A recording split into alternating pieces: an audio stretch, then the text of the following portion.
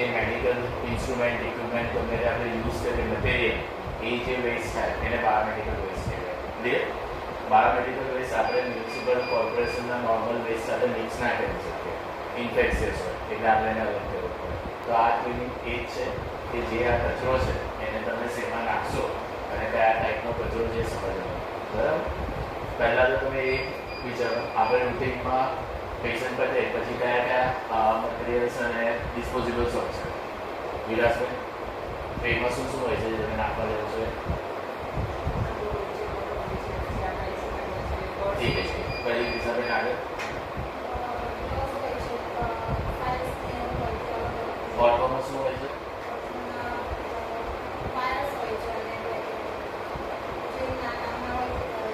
તમે સક્ષમ લો છો એમાં શું આવે છે? પેશન્ટ પતે પછી સરસ. જ્યાં પોલીસમાં શું હોય છે? સર્જરીમાં પછી સ્ટીચ સિવાય તો નીકળ આવે. એંગોમાં શું હોય છે? હોસ્પિટલ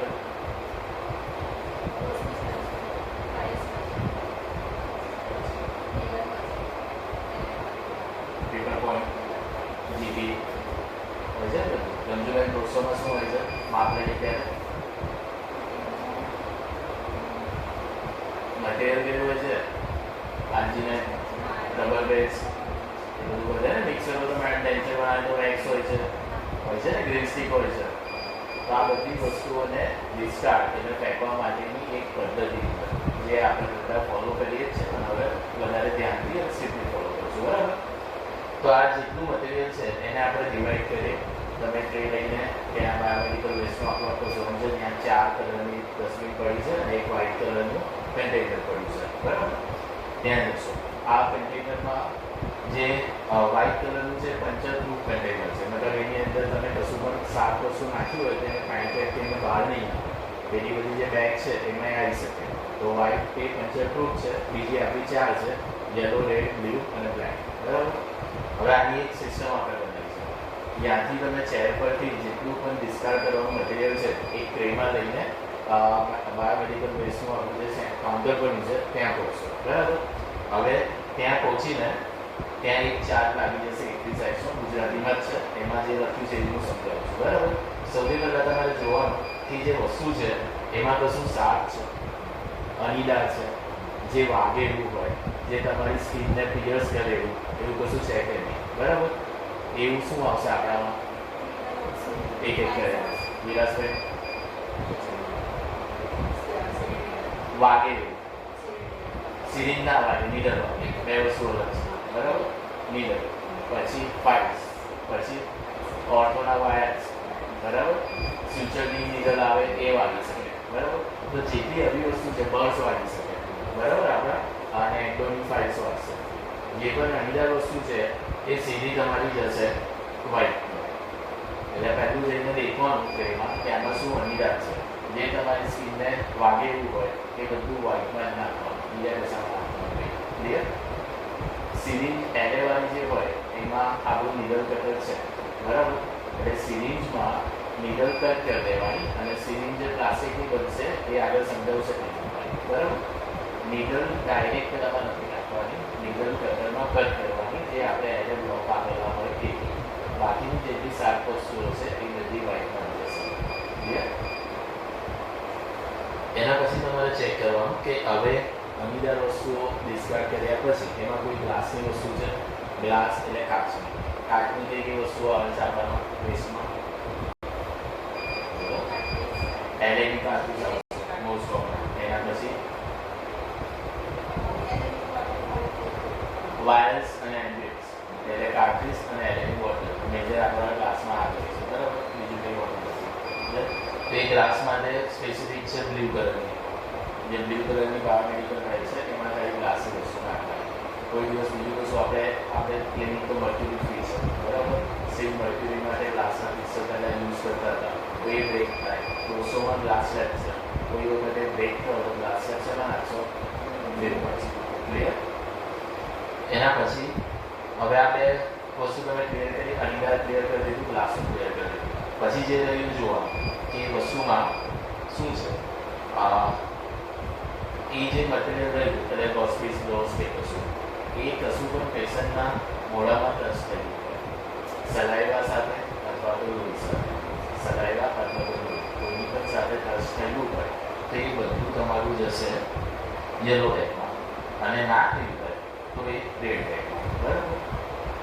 ગ્લોવ્સ છે સપોઝ પેશન્ટ આવી સ્ટીચ રિમૂવ હોય અમે સ્ટીચ રિમૂવ કર્યા તો એમાં કશું લીલી રીતે સલાઈવા ટચ નથી જવાનું તો એ ગ્લોવ્સ તમારા જશે રેડ ટેગમાં. બરાબર. અને એ જ ગ્લોવ્સ જો સોમ્યુભાઈએ સર્જરીમાં યુઝ કર્યા હોય એક્સેક્શનમાં કાં તો મેં યુઝ કર્યા હોય અને બ્લડને ટચ થયા હોય તો એ ક્યાં જશે યલોમાં. જે ઇન્ફેક્ટેડ છે એ બધું યલોમાં જેમાં પેશન્ટના મોઢામાં સલાઈવા કે લોહી કશું પણ ટચ થયું છે એ બધું યલોમાં જશે અને જે ટચ નથી થયું એ રેડમાં જશે. બરાબર. ક્લિયર.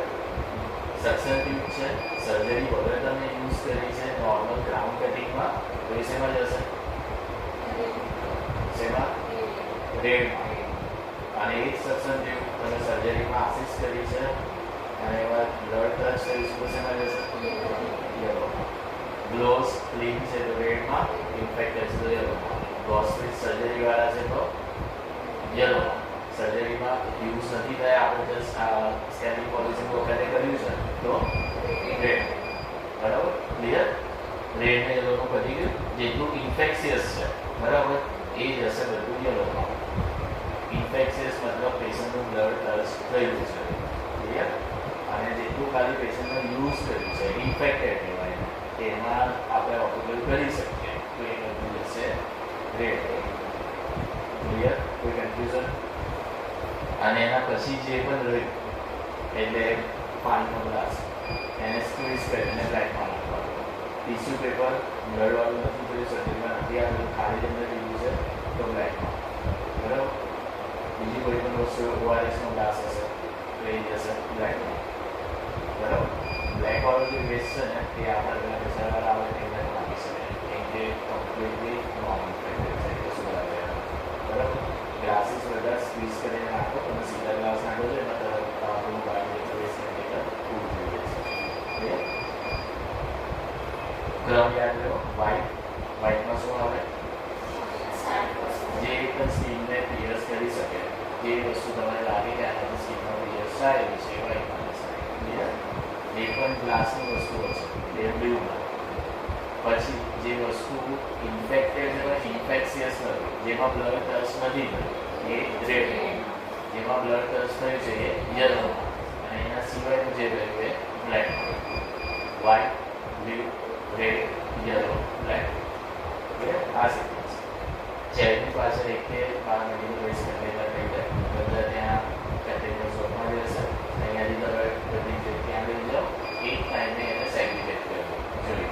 બરાબર.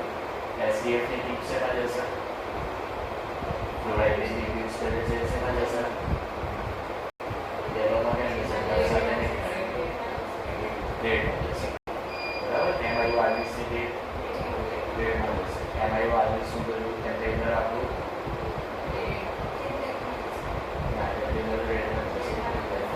બરાબર. એના સિવાય ઓટો વાયર્સ બધું શેમાં જશે બ્રેકેટ વાયર્સ બધા જે બધા હવામાં ઉડાવો છો બધા અને કે હવામાં નથી ઉડાવવા એ ક્યાં જશે ઓટો વ્હાઇટમાં જશે. વાયર્સ બ્રેસીસ બધું. બરાબર. એના સિવાય આરજીનેટ શેમાં જશે લેક્ચરવાળું આરજીનેટ માટે ઇમ્પ્રેશન ડિસ્ટાર્ટ કરો છો તમે ઇમ્પ્રેશન વગેરે ક્યાં રબર બેસ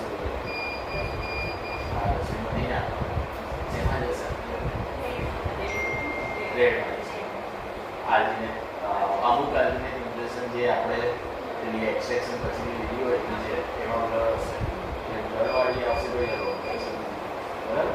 રબર બેઝમાં છે બ્લડવાળું ના હોય તો રેડમાં બ્લડવાળું ઓપોઝિટ છે બધા લોહીનો કલર રેડ છે અને આંખમાં યલો છે. બરાબર.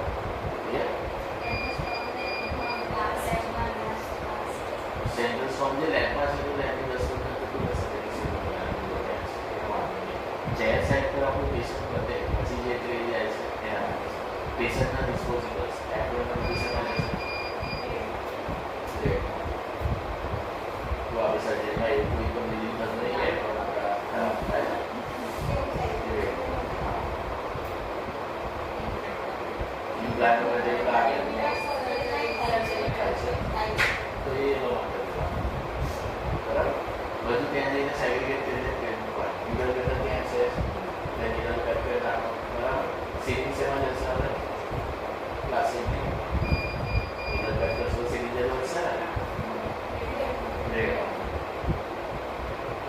ગ્લાસ વાળું બ્લુ વાળું આપણું કોઈ નહીં લાગે આપણે તો એરબુક્સ વાળું સીવ્સ છે 3/4 જેટલી બેગ ભરી જાય એના પછી એને સીવ કરવા આવી બરાબર. ચલો ફાસ્ટ એક વખત રિવર્સ લઈએ બેગ નીડલ બ્લેડ્સ અને ફાઇલ્સ કોઈ પણ સક્શન ટીપ અને સિરિન્જીસ વિધાઉટ નીડલ્સ બરાબર. એક્સટ્રેક્ટેડ ટીપ પ્રોબ્લેમ શેમાં જશે કાળેલા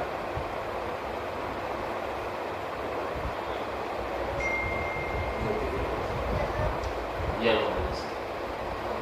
ટીસ્યુ અને સલાઈવા ઇન્જેક્ટર વિલાસભાઈ અને ફૂડ વેસ્ટ કદાચ પેશન્ટને બિસ્કીટ આપી દે ચલો ખાવા પછી બધી પેશન્ટ નાખશો. સરસ આપણે 4-5 ડે રવા દીધી છે ચેક કરી કોઈને કોઈ ડાઉટ છે ક્લિયર. આ રીતે જ ફોલો થવું જોઈએ બરાબર.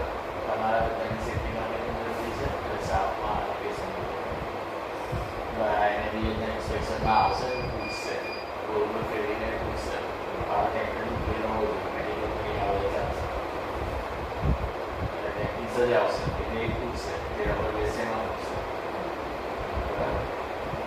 ત્યાં નાખવા જેવું કોઈ પણ કન્ફ્યુઝન હોય તો જેથી મેડમ